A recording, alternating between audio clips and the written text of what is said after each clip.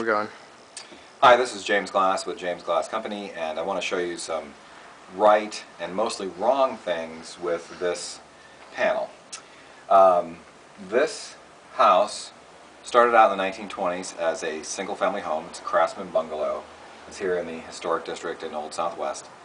And at some point in the 70s, it was converted by an enterprising landlord, some call them slumlords, into a triplex. And it was a very crazy triplex. The basement, which had 6.5 to barely 7-foot ceilings, was one apartment, and then they kind of divided the top and top floor and the bottom floor into apartments.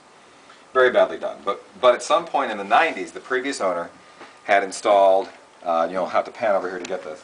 The previous owner had installed individual electric service for all apartments, probably because he got tired of paying exorbitant heat bills, because when landlords provide electricity, they usually plug in space heaters. Resistant heat is very expensive.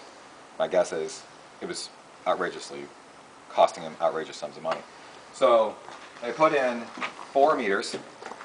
Like I said, it's a triplex.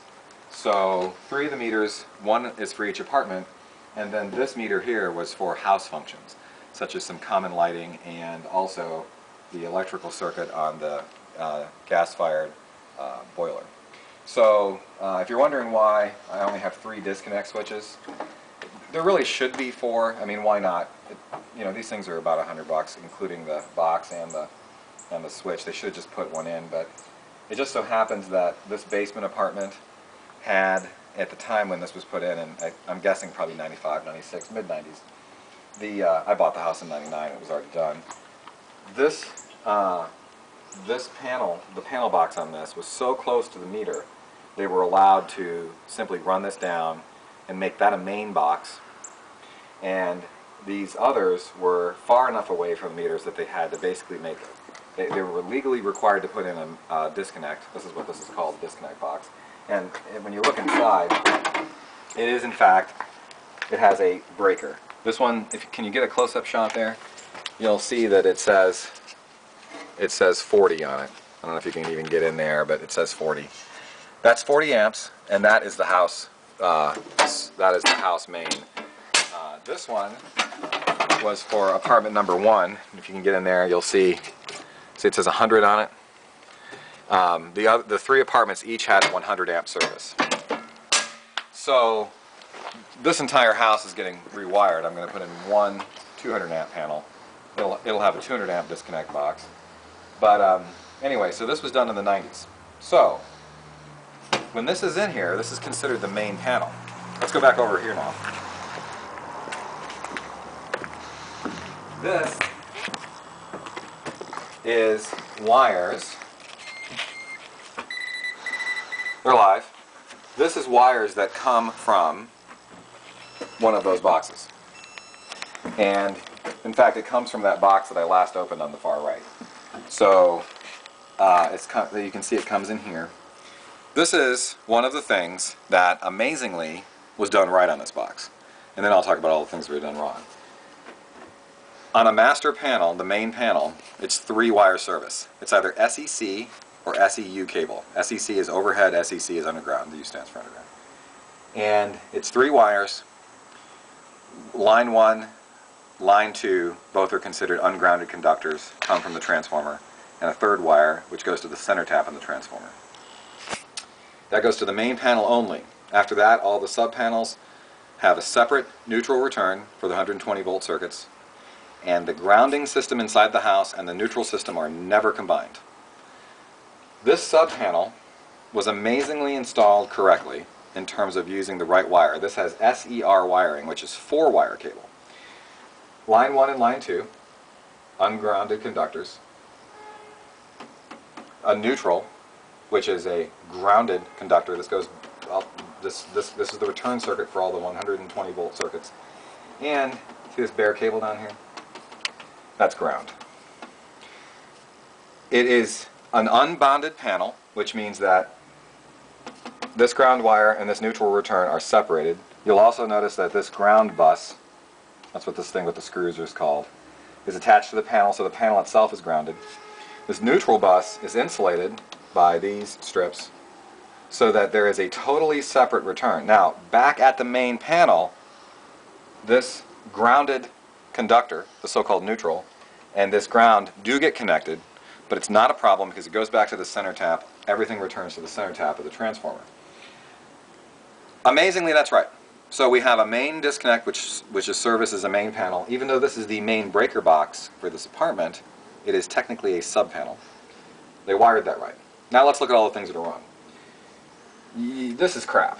Running all of these wires through silicone is a really bad idea. Code, if you can get in here, kind of come over here, Dan, and show these knockouts. Can you get the camera in here? Yeah, these are knockouts. These are punch-outs. And, all right, thanks. These punch-outs are designed to have these branch circuit wires come through. And you're not allowed to put more than 2 per punch-out. And they're clamped down with half-inch, they're half-inch knockouts, and they're clamped down with half-inch NM clamps.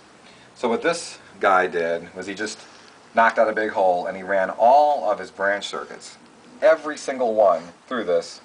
He did silicone it to keep water out, which is nice, but because he's jammed all this wiring so close together right in here and it's all jammed in tight back there, it's outside of NEC for sure, but the reason is because it can form way a lot of heat here. You can have an electrical fire. You should never, ever do that. Another concern is the way he mounted this box. Technically, it fits code that it was mounted, and he did cover it with, this was the original siding of the house, and they put some drywall. And it's ugly, but it met minimum code. I certainly would have done a better job. But they used a non-exterior grade screw, and only 2 of the 3 screws are actually into anything. So the panel is not super secure. I would have definitely done a better job mounting the panel, and I definitely would have done a better job with the branch circuits.